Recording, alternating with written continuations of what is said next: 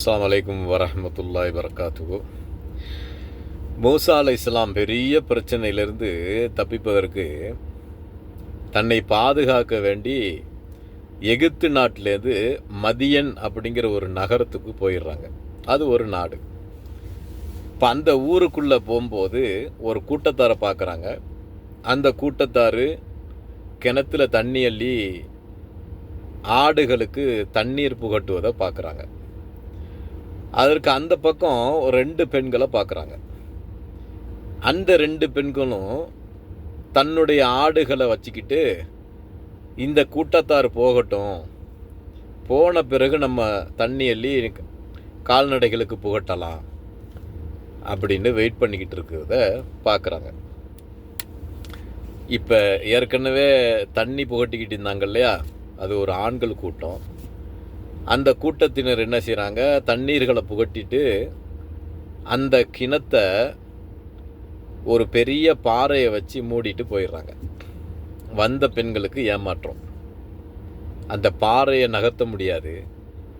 அப்போ நிர்கதியற்று நிற்கிற நேரத்தில் மூசா அலைஹிஸ்ஸலாம் கேட்டாங்க, உங்களுக்கு என்ன விஷயம், என்ன விஷயமா நீங்கள் நிற்கிறீங்க, என்ன தேவை அப்படின்னு கேட்கும்போது அந்த பெண்கள் சொல்கிறாங்க, எங்களுடைய வாப்பா வயது முதிர்ந்தவர், ஆகையினால் இந்த கால்நடைகளை ஆடுகளை நாங்கள் தான் பராமரிக்கிறோம், இந்த ஆடுகளுக்கு தண்ணீர் புகட்டணும், ஆகையினால் இந்த பாறையை கொஞ்சம் நகர்த்தி தாங்க, எங்களுக்கு உதவி செய்யுங்க அப்படின்னு கேட்குறாங்க.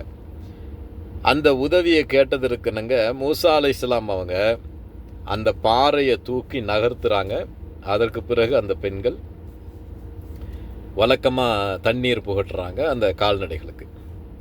அந்த உதவியை செஞ்ச பிறகு மூசா அலைஹிஸ்ஸலாம் ஒரு மரத்தினுடைய நிழலை நோக்கி போகிறாங்க.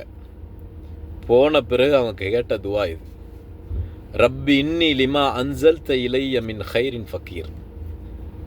யா அல்லாஹ், நீ இறக்கி அருளுகின்ற நன்மையின்பால் நான் தேவையுடையவனாக இருக்கிறேன் அப்படின்ட்டு துவா கேட்குறாங்க.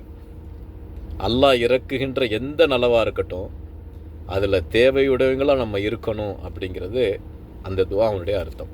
ஏன்னா வந்திருக்கிற இடமும் அவங்களுக்கு புதுசு, சொந்த பந்தம் இல்லை, ஒரு நாட்டுக்குள்ளே போயிட்டாங்க.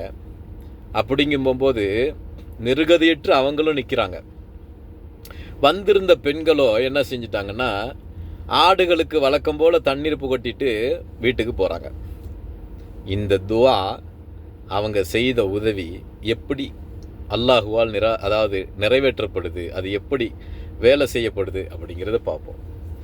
வந்திருந்த பெண்கள் அந்த வீட்டுக்கு போகிறாங்க. வாப்பா கேட்குறாரு, என்னம்மா வெள்ளனமே வந்துட்டீங்க, நீங்கள் வழக்கத்துக்கு மாற்றமாக வெள்ளனமே வந்திருக்குன்னா காரணம் என்ன, எப்போதும் தாமதமாக தானே வருவீங்க அப்படின்னு கேட்கும்போது தந்தையிடம் மகள் சொன்ன வார்த்தை, எங்களுக்கு ஒரு உதவியை செய்தார் அப்படிங்கிற விஷயத்தை சொல்லும்போது தந்தை சொல்கிறாரு, அவரை அழைத்து வாங்கம்மா, அவருக்கு நாம் கூலியை கொடுப்போம் அப்படின்னு சொல்கிறாங்க.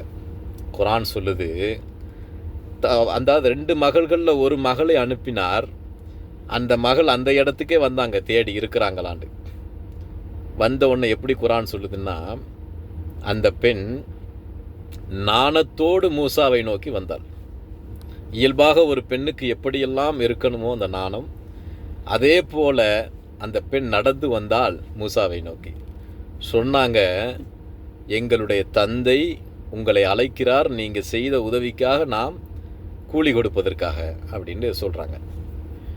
அப்போது வந்திருந்த மூசா அலைஹிஸ்ஸலாம் அவங்களுக்கு பெரிய மகிழ்ச்சி. ஏன்னா யாருமே இல்லை, ஒரு கூலி கிடைக்குதுன்னா பெரிய விஷயம் இல்லையா.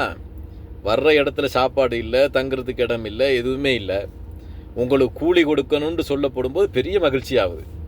அப்போ மூசா அலைஹிஸ்ஸலாம் அவங்க தந்தையினுடைய அழைப்பை ஏற்று வர்றாங்க வீட்டுக்கு.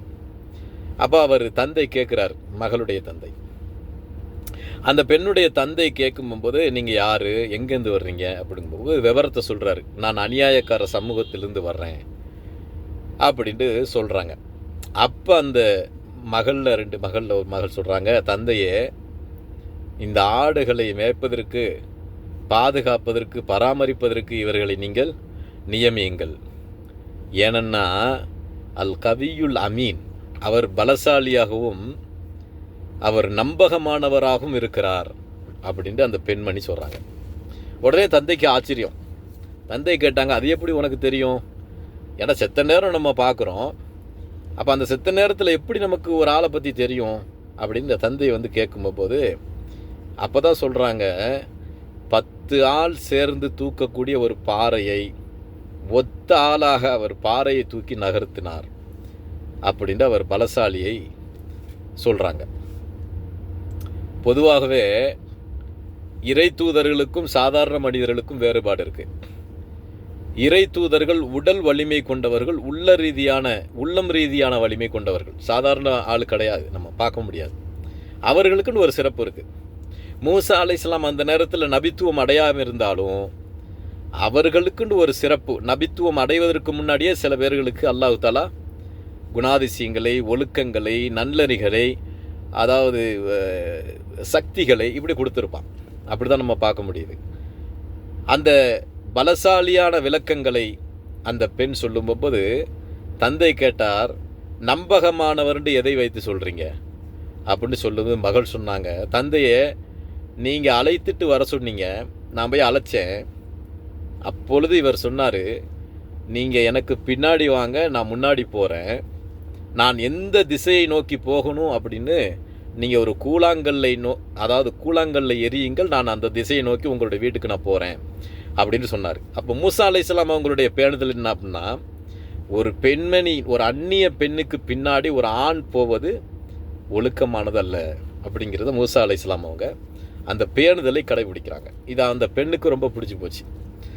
பொதுவாகவே வேலைக்கு வைக்கணும்னு நினைக்கிறவங்க 2 விஷயத்தை பார்ப்பாங்க. ஒன்று, அவர் சோம்பேறியாக இருக்கக்கூடாது, பலசாலியாக இருக்கணும். எந்த வேலை கொடுத்தாலும் பார்ப்பான் இவன் அப்படிங்கிற ஒரு இது வரணும். அதே போல் நம்பிக்கை வரணும். ஒரு வேலையில் நம்ம அமர்த்துறோம் அப்படின்னா, இவன் நம்பகமானவன், இவன் ஏமாற்ற மாட்டான், பொய் சொல்ல மாட்டான் அப்படிங்கிற ஒரு நம்பிக்கை இருக்கணும் இல்லையா? அப்போ அந்த பெண்மணி 2 காரணத்தை சொல்கிறாங்க. தந்தைக்கு ரொம்ப பிடிச்சி போச்சு. அப்போ தந்தை சொன்னார், மூசாவே, நான் உங்களை வேலைக்கு அமர்த்துறேன், 8 ஆண்டுகள் எனக்கு நீங்கள் வேலை செய்யுங்க, இந்த 2 மகள்களில் ஒரு மகளை நான் உங்களுக்கு திருமணம் முடித்து தர்றேன் அப்படின்னு சொல்லிட்டார். எப்படி? 2 மகள்களில் ஒரு மகளை நான் திருமணம் முடித்து தர்றேன். 8 ஆண்டுக்கு பிறகு கூடுதலாக நீங்கள் 2 வருஷம் வேலை பார்த்தா அது உங்களுடைய விருப்பம், ஆனால் ஒப்பந்தம் என்பது 8 வருஷம் அப்படின்ட்டு சொல்கிறாங்க. மூசா அலைஹிஸ்ஸலாம் அதை ஏற்கிறாங்க. பாருங்கள், இந்த துவாவுக்கு பிறகு அவங்களுக்கு சாப்பாடு கிடச்சிச்சு, தங்குமிடம் கிடச்சிச்சு, வேலை கிடச்சிச்சு. அதுக்கு பிறகு என்ன?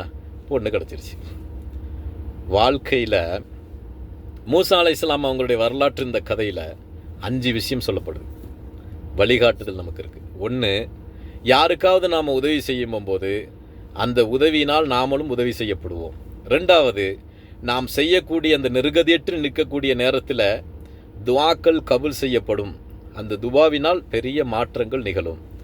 3வதாக, அந்த பெண் அந்நிய பெண் அப்படிங்கிறதுக்காக ஒரு ஆணுடைய ஒழுக்கத்தை மூசா அலைஹிஸ்ஸலாம் அவங்க காட்டினாங்க. ஒரு ஆண் எப்படியெல்லாம் நடக்கணும், அந்நிய பெண்ணுக்கு பின்தொடர்வது ஆகுமானதல்ல அப்படிங்கிறத மூசா அலைஹிஸ்ஸலாம் அவங்க வழிகாட்டுதலை நம்ம பார்க்க முடியும்.